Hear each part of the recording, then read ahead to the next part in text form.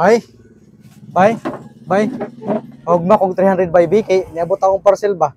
Ako order sa online. Grabihan ninyo bay oy.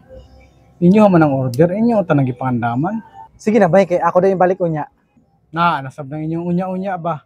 Tapos abta nag isa ka tuig, wa gihapon. Sure na bay, kay releasean man mi unya. Ihato dayon ako lagi.